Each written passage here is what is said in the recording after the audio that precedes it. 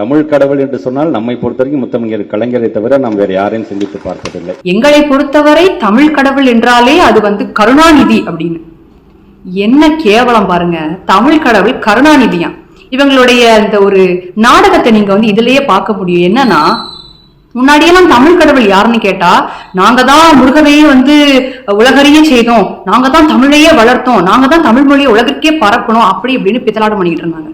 இப்ப என்னடானா, தமிழ் கடவுள் முருகனை வைத்து இந்து முன்னணியின் சார்பாக இது ஒரு அரசியல் மாநாடு அல்ல, இது முழுக்க முழுக்க இந்துக்களுடைய ஒற்றுமைக்கான ஒரு மாநாடு என்று இந்து முன்னணியின் சார்பாக நடைபெற்ற இந்த மாநாட்டுல முருகனை மையப்படுத்தி ஒரு மாநாடு நடத்தின உடனே தமிழ் கடவுள் எங்களுக்கு முருகன் இல்லை, எங்களை பொறுத்தவரை தமிழ் கடவுள் கருணாநிதினு சொல்லிட்டு சொல்ல ஆரம்பிச்சுட்டாங்க.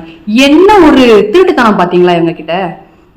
அன்பில் மகேஷ் பொய்யாமொழி அவர்கள் பொய்யையே மொழியா கொண்டு இப்ப சுத்திக்கிட்டு இருக்கிறாரு. பாவம், அவருக்கு என்ன பிரச்சனைனே புரியல. கருணாநிதியை கடவுள், அதுவும் தமிழ் கடவுள் என்று சொல்வதை விட தமிழினத்திற்கு ஒரு கேவலம் எதுவும் கிடையாது.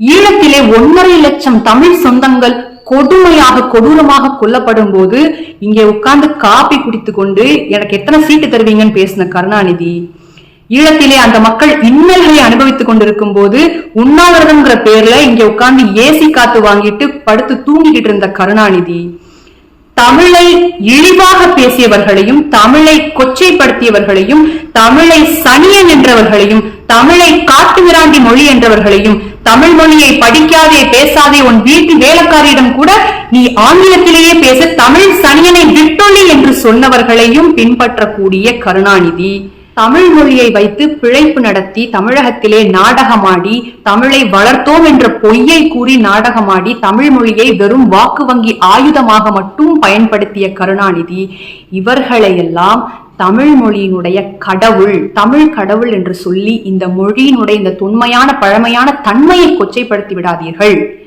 எங்களை பொறுத்தவரை இன்றும் என்றும் எங்களுடைய தமிழ் கடவுள் முருகப்பெருமான் தான். இந்த மண் ஆன்மீக மண் தான், இது ஈவே ராமசாமியின் மண் அல்ல, இது ஆன்மீக மண் தான் என்று ஆணித்தனமாக இந்த திராவிட கும்பலின் தலையில் அடித்தது போல நேற்றைய மாநாடானது சிறப்பாக நடந்திருக்கிறது. இத பொறுக்க முடியாம, வைத்தறிச்சல் தாங்க முடியாம இன்னைக்கு எல்லாரும் தமிழ் கடவுளையே கருணாநிதியின் ஆகிற அளவுக்கு ஒரு கேவலமான கீழ்த்தனமான இடத்துக்கு திமுக காரங்க வந்துட்டாங்க. தயவு செய்து இவர்களை போன்றவர்களை எல்லாம் தமிழ் கடவுள் என்று சொல்லி என்னுடைய மொழியினுடைய பாரம்பரியத்தையும் பண்பாட்டையும் மொழியினுடைய அந்த தன்மையையும் குறைத்து விடாதீர்கள். இதை ஒரு எச்சரிக்கையாக எடுத்துக்கொள்ளுங்கள்.